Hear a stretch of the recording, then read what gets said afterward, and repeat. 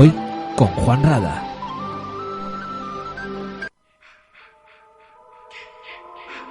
Desde la noche de los tiempos, los crímenes de sangre son casi una constante en nuestra historia. Crímenes que en ocasiones pueden llegar a esclarecerse. ¿Quién y por qué lo ha hecho? Pero en muchas ocasiones han quedado impunes hasta nuestros días. Hoy Juan Rada nos hablará de algunos de estos crímenes que por algún motivo se han convertido en un gran enigma para los investigadores. Casos como el crimen de los Galindos, las estanqueras de Sevilla o el misterio de las Tres Copas.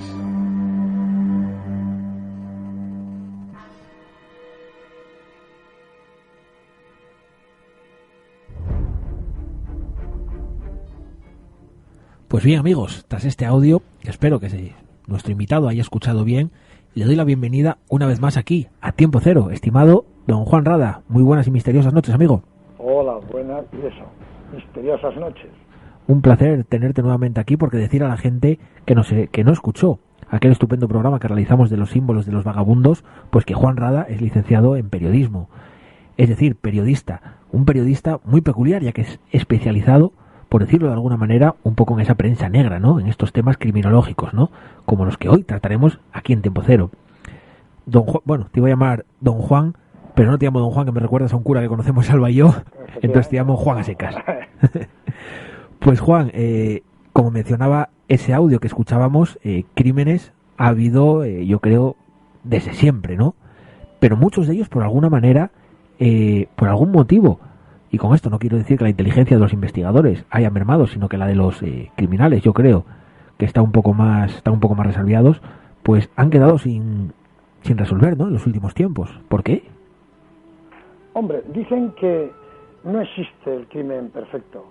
Lo que existe puede ser por la investigación imperfecta, ¿no?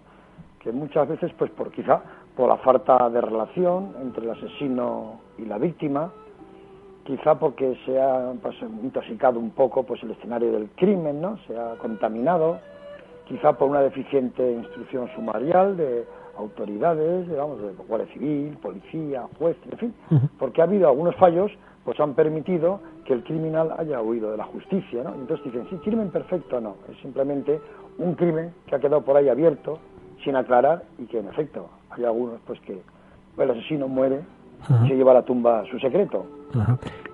Juan, hace un tiempo teníamos aquí en Tiempo Cero a un compañero tuyo en Cuarto Milenio, al doctor Cabrera, sí, y le preguntábamos que si tanta serie policial no da muchas facilidades a los nuevos criminales, ya que estamos viendo en series como CSI, Mentes Criminales, etcétera, como estos SUDES, estos sujetos desconocidos, actúan y yo creo que dejan a la vista todos esos errores que cometen cuando los detienen, ¿no? Entonces yo creo que puede dar pistas a estos nuevos crímenes, a estos criminales. Pero tanto en estas películas de investigación de tipo forense como policiales y tal, pues en fin, son, como se dice, pues eso, de película, de cine.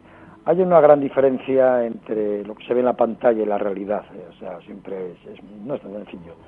Eso que se ve, esos crímenes, esos forenses que tan rápido localizan esas pistas, esas pruebas, luego en la realidad no es así, o sea, son temas mucho más complicados de realizar, de investigar, entonces es difícil que den pistas a delincuentes, porque hay gente muy volcada en el delito, que piensa aún en mil formas de evitar a la acción de la justicia.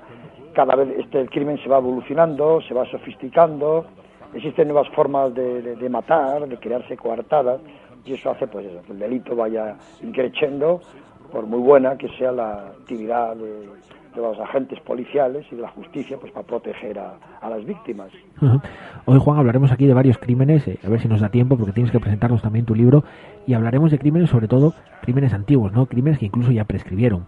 Te voy a pedir que aguardes ahí al otro lado del teléfono, porque vamos a poner un audio un pelín extenso, que nos va a narrar un poco la primera historia de la que vamos a hablar. Vamos a poner un audio de los Galindos. Hear it not heaven, thy ministers.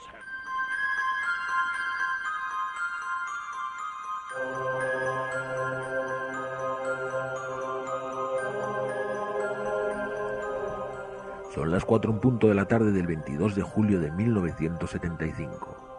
Un sol de justicia abrasa las calles del sevillano pueblo de Paradas. El termómetro de la plaza marca 49 grados centígrados. Carretera arriba, un viejo SEAT 600 rueda lentamente, atravesando la población. es el único sonido que perturba la paz a esas intempestivas horas de siesta. Las calles están desiertas, tan solo un rostro humano se perfila a través de los visillos de una de las casas cuando el automóvil pasa por delante. El 600 ronroneante enfila el último tramo de la cuesta que se dirige al cortijo de los Galindo, un cortijo que quedaría marcado de por vida.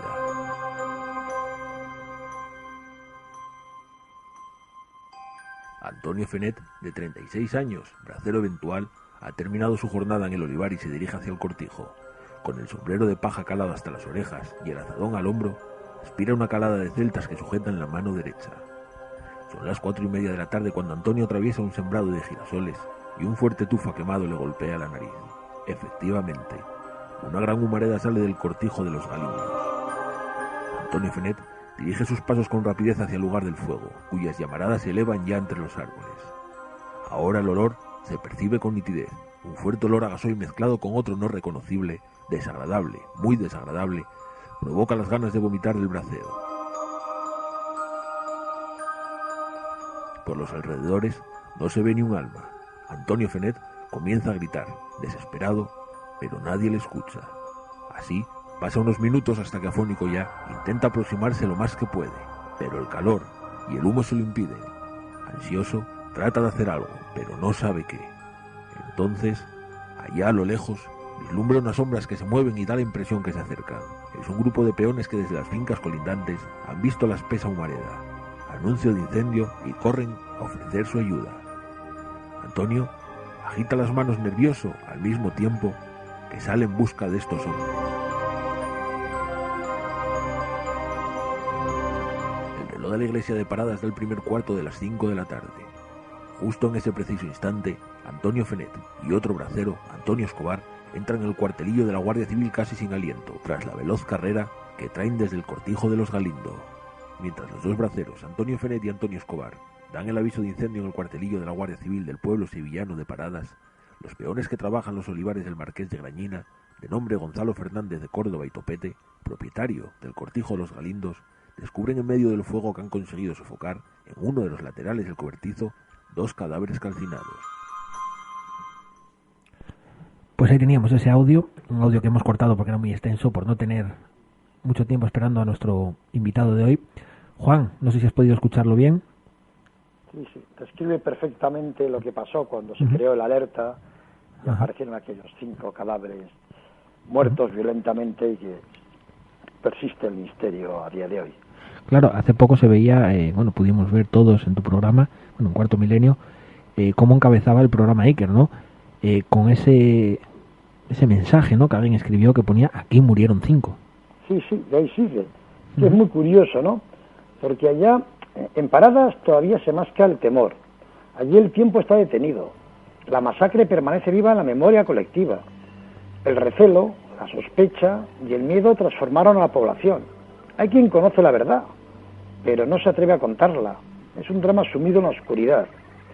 Si han visto o saben algo, nos contaban, pues se lo callan. Aquí cada uno tiene su teoría, nos decían, pero hay miedo. Detrás hay algo muy gordo, lo que está tapando todo. En fin, fue que gracias a un fiasco investigador, ahora que hablábamos del crimen perfecto, a un fiasco investigador y también judicial, unos seres protervos pues ríen en su inmunidad. Claro. Pero ahí sigue la imagen de un muro del cortijo con la frase: aquí mataron a 5, el crimen sigue latente y los muertos claman justicia desde el más allá. Decías un error policial, ¿no? Cuéntanos la que lió ese policía. ¿Qué sucedió allá? Bueno, el fallo ya empezó pues por la Guardia Civil cuando fueron los del pueblo, pues que era gente que no estaba preparada. Entonces falló algo tan fundamental como es la recogida de información, los indicios de delito y las pruebas de hecho en el escenario del crimen. Permitieron que los vecinos y periodistas curiosearan a sus anchas por todas partes. Allá se revolvió todo: los cadáveres, la escopeta de un cañón, el SEA 600 de donde sacaron el arma, la ensangrentada pieza con la que cometieron las agresiones, porque aquí fue a tiros y también partiendo cabezas. En fin, las ropas y cuanto podía ser susceptible de ofrecer alguna pista. Cuando ya aparecieron los de la VIC, no quedaba ni una huella intacta. Incluso adecentaron el escenario de los crímenes cuando avisaron de que iba a llegar Televisión Española. O sea, los quisieron poner bonitos y tal, ¿no?, para que quedaran bien ante las cámaras. Aquello fue un troyazo de pólvora, cámara y tinta enrojecido. Allá, ya digo, se arrojaron colillas, pisadas de gente extraña. Aquello fue un desastre. Y claro, cuando ya se echó mano de la Brigada de Investigación Criminal, que llegaron los días, allá no quedaba nada de nada. O sea, a los asesinos les vino bien este desastre, este fiasco investigador que hubo allá al principio. Sin duda, como decías, un desastre que hasta día de hoy no se sabe quién fue realmente el asesino, ¿no? Hablaban de que había sido ese capataz, pero... Sí, claro, inicialmente empezaron con el capataz. Fueron 5 muertos. El capataz, Manuel Zapata, con su señora, el tractorista José González, también con su señora, y un peón, llamado Ramón Parrilla. Inicialmente dijeron que era el capataz, que estaba liado con la mujer del tractorista, entonces tuvieron una reunión allá para aclarar aquello, y el capataz mató a su mujer, al tractorista y a la mujer del tractorista. Luego que casualmente apareció un peón y también se lo cargó. Esa era la teoría, porque inicialmente no aparecía el cadáver del capataz. Luego dije, ya está, este es el asesino, los 4 muertos y ha huido. Pero a los 3 días, pues el perro de ellos descubrió por allá el cadáver. O sea, también estaba muerto. Decían... también lo habían asesinado. No había suicidio, lo habían asesinado. Claro, porque los informes, muchos de ellos, los que yo, informes, yo lo que pude leer sobre ello, era que decían que él mismo se había inmolado, ¿no? No, pero luego se demostró, o sea, que lo habían asesinado. O sea, que todas las pruebas eran que había sido golpeado, disparado por detrás. Pero entonces, como querían dar carpetazo al asunto, dijeron, no, ahora está claro. El asesino es José González, el tractorista. Este pretendía a la hija del capataz. Y entonces, una vez tuvieron una pequeña discusión, trabajando, y con una pieza de la empacadora, pues un acceso de cabreo, el tractorista se la incrustó en la cabeza al capataz, lo remató, luego mató a la mujer para quitar testigos, luego fue a su esposa a decir lo que había pasado, esta también se indignó, la mató, y apareció un peón por allá y le tuvo que disparar. Ya está claro. Lo que sí... José González Simón es el culpable único de los 4 asesinatos. Durante 8 años. Lo que sí, Juan, también comentaban de que a esta María le habían intentado, que le habían lavado las heridas, y al ver que había muerto, pues la dejaron allí encima de la cama sobre un charco de sangre, ¿no? También como a la mujer de Gonzalo, ¿no? Sí, el asesino fueron por lo menos 2 personas y mataron a los 5, porque durante 8 años, pues la familia de José González, el tractorista, tuvo que llevar el baldón de ser familia de un asesino, de un cuádruple asesino.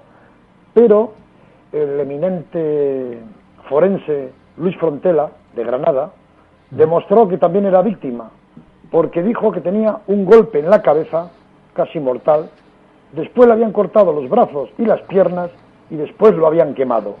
Sí. Luego, era imposible que este señor, sin brazos, sin piernas y quemado, pudiera matar a los otros. O sea, era también otra víctima. Sí, porque decían que él mismo, al intentar, había ocultado los cadáveres en un montón de paja y le había echado un poco de gasoil, y al ver que no prendía, echó gasolina, y con esa gasolina se prendió fuego también él, por error.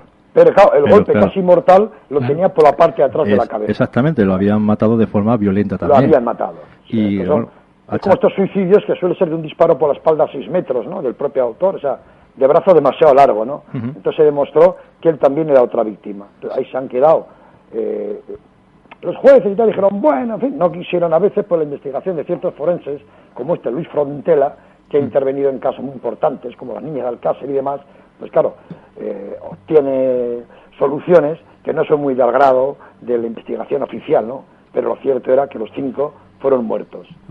Sin duda, podemos decir que es uno de esos casos en los que aún hoy en día sigue siendo un misterio, ¿no? Sí, porque además, por lo menos hubo 2 asesinos, porque Frontela demostró que precisamente al tractorista lo arrastraron entre 2 personas, uno que le sujetaba de los hombros de la cabeza y otro que tiraba de los pies.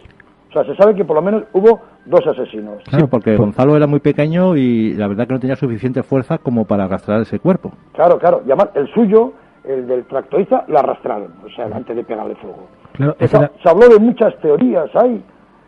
Se relacionó con que podía haber una doble contabilidad y que entonces el capataz pues no estaba de acuerdo, hubo una discusión, lo mataron, eliminaron testigos. Se habló también de una posible plantación de drogas, porque por allá pasó la Legión cuando venía al desfile de, poco antes había pasado, del 18 de julio, o sea, unos días antes. En fin, se habló de todo, de que hubo drogas, de que hubo chantaje, de que hubo, pero claro, son todo teorías que han quedado ahí en el aire. Nada, el tiempo ha corrido a la contra y nada, este es el momento ya que pues, han pasado, pues eso, ¿no? 37 años, ¿no? Esto ya prescribió, ¿no? Creo. Sí, prescribió, sí, en el año 95 prescribió. El 22 de julio del 95 prescribió. Hay gente que sabe lo que pasó, porque en fin, los autores tenían que ver con el pueblo, o vieron cosas, pero existe miedo y ahí se ha quedado el misterio, pues igual ya irresoluto ya.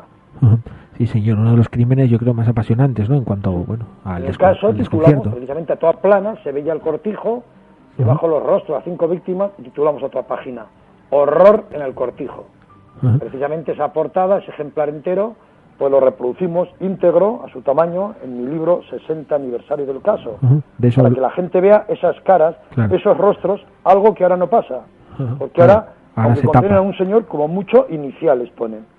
El Dentro, caso publicaba las caras, claro, los rostros. de este libro que has publicado ahora hablaremos en unos minutos, pero antes vamos a, como te digo, estarás acostumbrado, me imagino, a que te pase lo mismo en radio, en televisión, que el tiempo apremia.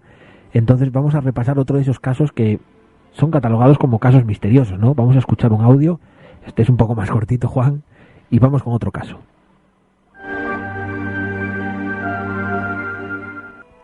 En julio del 52, en el interior de un estanco de la calle Menéndez Pelayo de Sevilla, se encuentran bañados en sangre los cadáveres de 2 hermanas propietarias del negocio. Nada está descolocado y nada se han llevado los asesinos. La justicia se ceba en 3 parias con numerosos antecedentes que en el año 56 finalmente fueron ejecutados a garrote vil. Al parecer, la condena se hizo sin pruebas en virtud de las confesiones de los reos que fueron realizadas bajo la tortura.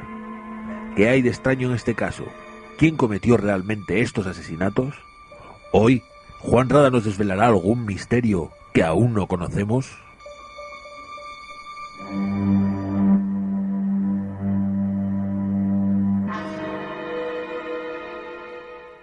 Las estanqueras de Sevilla, Juan, otro misterio. Sí, fue además, acababa de salir el caso a la calle y fue el primer suceso sangriento que publicó, curiosamente. Porque, en fin, el caso salió pues con unos temas muy suaves, a tono con la censura existente, ¿no?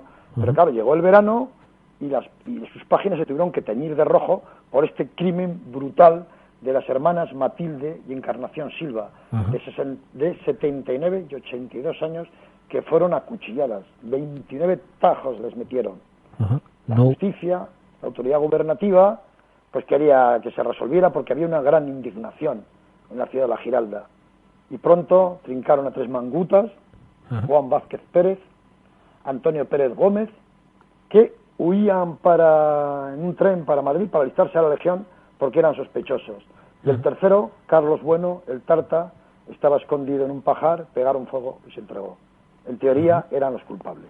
En teoría. Unos culpables que confesaron prácticamente por las torturas, ¿no?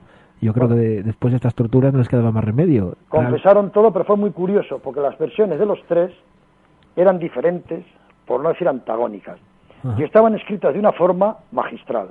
Ellos eran medio analfabetos, y claro, estaban escritos, vamos, perfectamente por gente que dominaba mucho la pluma. Estaba claro que esta gente firmó lo que tenía que firmar. Pero en Sevilla esperaban que no los iban a condenar a muerte, porque no había habido ninguna ejecución desde el año 20 y tantos. Pero dijeron que había unas manchas de sangre y tal. Todo era muy raro, porque allá no se llevaron ni un céntimo. O sea, había 600 pesetas en el mostrador, 7.000 en una caja de puros al lado. No se llevaron nada. Asesinaron y se fueron cuando eran unos manguis y tal. Por eso cuando vino la condena a muerte, pues hubo una gran indignación en la capital andaluza y se pidió el indulto. Pero el gobierno, la justicia, dijeron no, van al cadalso, van al patíbulo. Entonces estos hombres, viendo que ya no había salvación para ellos, se encomendaron a Dios y sus celdas se convirtieron casi en unas capillas llenas de rosarios, crucifijos, estampas. Ya que no podían salvar esta vida, querían salvar la vida eterna. Y me imagino que, al igual que en el caso anterior, en el caso de los Galindos, realmente los que los condenaron, al final yo creo que sabrían perfectamente que ellos no eran los culpables. Sí, simplemente pero tenían que ejecutar a alguien. Una autoridad llegó a decir que a mí estos no me cuestan el cargo. Claro, eso me Entonces refiero. llegó el indulto y ellos, es más, cuando fueron al pie del garrote. Uno de ellos, el Tarta, habló en nombre de los tres y dijo textual: aunque este delito por el que morimos no lo hemos cometido, hemos realizado otros de los que esperamos que Dios nos perdone. Y ahí quedó la historia, que ha tenido un desenlace, bueno, una revelación muy importante hace unos pocos años que voy a contar seguidamente. Sin duda, la verdad, otro de esos casos misteriosos, ¿no? Porque como tú dices, no se llevaron nada, ni mucho menos. Me imagino que en aquella época tampoco se realizaría ningún estudio más sobre estas mujeres, ¿no? Si hubo algún tema sexual, si no... Simplemente que, claro, mataron. Entonces no había ADN, simplemente que algunas manchas de sangre de uno de ellos coincidía con la de las víctimas, pero claro, en cualquier grupo normal de sangre, pues la tuya, la mía, puede coincidir con cientos de miles de personas. Eso no es prueba suficiente. Pero no quedaban huellas dactilares, no quedaba nada de ellos. Claro, Además, en no se aquella época... nada. Por eso, pues este fue uno de los temas que Pedro Costa, otro director del caso, cuando produjo y dirigió la serie La huella del crimen, que la gente recuerda por la gran calidad que tuvo, y que, por cierto, se va a reponer este verano en Televisión Española, pues tocó este tema. Y se entrevistó con Fray Hermenegildo de Antequera. Este fue el religioso que les acompañó durante el tiempo que estuvieron en la celda esperando la muerte, en fin, el que los confesaba, con los que rezaban, les acompañó hasta el pie del cadalso. Él pidió incluso el indulto, y fue testigo de lo que pasó. Este señor abandonó los hábitos y demás y fue entrevistado por Pedro Costa. Entonces dijo que pasados 20 años así, casi 20 años después de las ejecuciones, se personó en su confesionario un hombre con buen porte y excelente aspecto, preguntando por él. Dijo: usted es el padre Hermenegildo que acompañó a aquellos pobres condenados. En efecto. Entonces le consultó si estaba obligado, como sacerdote, a guardar el secreto de lo que dijera.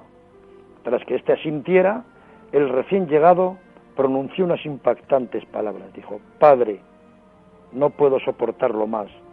Aquellos desgraciados eran inocentes. Yo soy el asesino de las estanqueras. Y le aportó un montón de datos y de circunstancias que solamente lo sabían los que estuvieron allá y que coincidían exactamente, ¿no? Su identidad, por lógica, ha permanecido en el anonimato. Nunca se ha podido saber de quién se trataba. Un hecho real que parece remontarnos a la película aquella de Yo confieso, de Alfred Hitchcock. Ese hombre era el autor. Han corrido teorías, incluso Alfonso Grosso hizo un libro sobre ello, se hizo la película Los invitados y tal. La teoría principal que había es que estas mujeres procedían de la localidad sevillana de Estepa, que habían sido muy pegadas a Falange, al franquismo, después de la Guerra Civil, y habían denunciado a presuntos rojos, alguno de los cuales acabó en el paredón. Claro. Entonces se ve que el hijo de alguna de estas víctimas, que vivía en el extranjero, montó su coartada, hizo un viaje relámpago, las acuchilló con furia sin igual y volvió. Y se aplica una vez más eso de que la venganza se sirve en plato frío.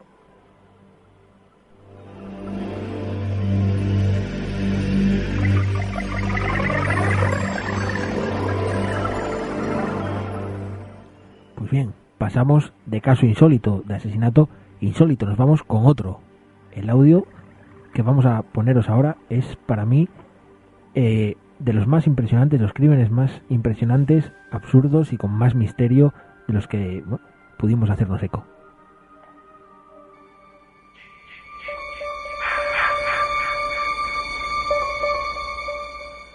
Tras un extraño peregrinaje cruzando el país, 3 hermanos llegaron a la localidad murciana de Mazarrón.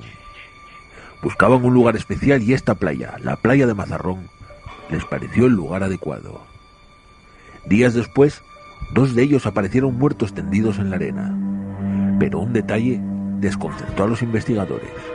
Junto a los cuerpos, perfectamente colocadas, había 3 copas vacías.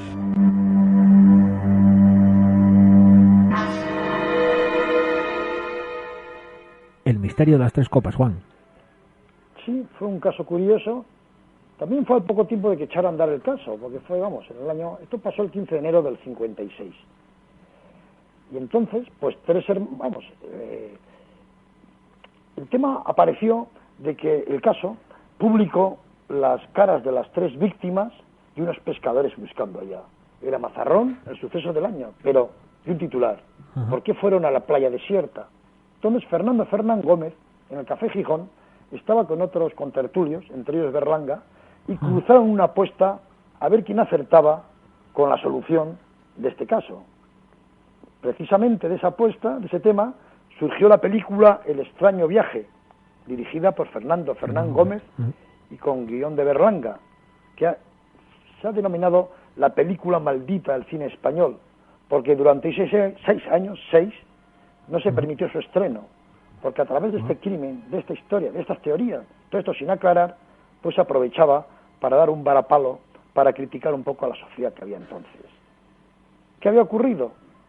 Pues que unos marineros que andaban por allá vieron 2 cadáveres en la playa, pero de 2 personas mayores, uno de 62 años, otro de 47, pero ¿quiénes eran? Las pistas empezaron un poco a encauzar cuando vieron que tenían un libro que estaba forrado con un ejemplar viejo del periódico La Nueva Rioja, de Logroño, y un carnet de identidad triturado. Entonces pidieron la identidad de ese carnet, dijeron posiblemente está expedido en La Rioja. Entonces consiguieron saber que se trataba de los hermanos Julio Pérez Gómez y de su hermana María Luisa. Pero indagando en el pueblo dijeron, no son 2 hermanos, son 3. Han vendido la fábrica, se han hecho sus negocios y han dicho que iban al litoral mediterráneo pues a adquirir alguna vivienda en la playa, sobre todo pensando en el hermano mayor que está un poco delicado de salud. Entonces, claro, empezaron a seguir las pistas y efectivamente se supo que estuvieron alojados de Logroño, fueron a Madrid-Cartagena, que habían estado alojados en un hostal de Cartagena, que un taxista los llevó a la playa de Mazarrón para ver viviendas, que otro taxista los llevó también a Puerto de Palos, al Cabo de Palos, o sea, que estuvieron en varios sitios. Y que una noche ya otro taxista de nuevo les hizo ir a Mazarrón. Estamos hablando de enero, donde ya habían apalabrado por la mañana la posibilidad de alquilar una casa. Los dejó allá y con la sorpresa cuando al otro día aparecen 2 cadáveres y 3 copas. En los restos, las 3 copas eran de brandy, pero 2 tenían sal de acederas, de un veneno, y la otra no. Entonces parecía como un brindis mortal donde 2 iban a morir y la tercera, que se sospechó de Marina, la hermana de 52 años, pues que había sido la autora del desaparecido. Pero claro, eso tampoco era tan sencillo, porque esos cadáveres eran, los 2 hermanos fallecidos eran muy pesados y la hermana era muy delgadita, entonces era imposible que las pudiera arrastrar por la arena, y estaba claro que se habían movido pero mucho espacio porque tenían marcas y heridas. Entonces dijeron, o la hermana ha sido otra víctima que ha ido al fondo del agua, o tiene un compinche. Pero también un compinche algo raro, porque tenían las joyas, tenían todo, o sea, no les habían quitado absolutamente nada, como ¿no? las anteriores, claro. Sí. Entonces, y de la hermana no se volvió a saber. Hace poco lo hicimos, hace un par de temporadas, en Cuarto Milenio, entrevistamos todavía a un buzo que quedaba de aquella época allá, y dijeron, que aquello era muy raro, porque dicen que ellos explicaban que si un cadáver se ahoga, claro, sale pronto a flote. Y además había habido temporal y tal, entonces volvieron estos 2. Pero el otro no. Dice, o lo habían matado previamente, lo habían arrojado, o sea, la teoría podía ser esa, ¿no? De que a lo mejor habían estrangulado, habían matado a los 3, se habían ido para el fondo y el mar solamente había devuelto 2 cadáveres. Otros decían, no, dijeron textualmente, este se ha bajado al Moro, como que tenía algún compinche y que se habían embarcado para Marruecos. Extraña teoría, porque eran 3 hermanos muy clásicos, muy pegados a las viejas usanzas, que iban a todos lados juntos. De ahí el tema que sacó Fernando Fernán Gómez para criticar un poco aquella sociedad decimonónica, ¿no? O sea, no cabía a los investigadores en la cabeza que esta señora no es que matara a los hermanos, sino que emprendiera sola una nueva vida por ahí. Entonces, ahí se quedó el crimen. Ha pasado, pues, más de medio siglo, y fue un brindis mortal de crimen de las 3 copas. Un misterio que persistirá ya de por vida.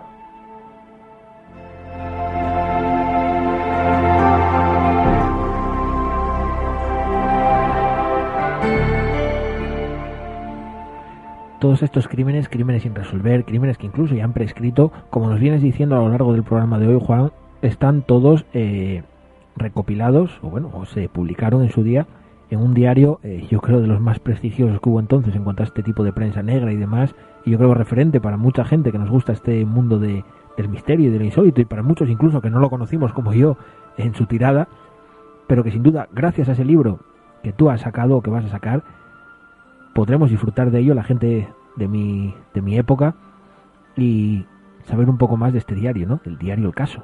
Sí, es que todo el mundo pues sabe lo que fue el caso. Y dicen, bueno, cualquier día sales en el caso, esto es digno del caso. Pero la gente no recuerda en sí cómo era, ¿no? Cómo era físicamente y tal. Entonces yo antes, en este libro, ya lleva unos meses en el mercado, 60 aniversario del caso, puesto que ahora se han cumplido 60 años en mayo de su creación, pues hemos reproducido íntegramente los principales ejemplares. Yo he hecho una historia, una síntesis de los principales casos que ha habido, de la pugna con la censura, de las dificultades que había para superar aquello, porque fue el primer periódico que hizo investigación en España. Los demás se dedicaban a notas oficiales y poco más. Entonces he hecho un poco de historia, he cogido fotos de entonces, pero hemos reproducido pues el número 1 y los principales crímenes de su historia, pues como el de la mano cortada, el asesinato de María Goretti, la fuga del Lute, estos que acabamos de hablar. En fin, hemos hecho una reproducción íntegra y fidedigna de lo que fue aquello, para que la gente se haga una idea de cómo se titulaba, de que se ponían fotos de los asesinos, de las víctimas, de todo, algo que ahora sería insólito, ¿no?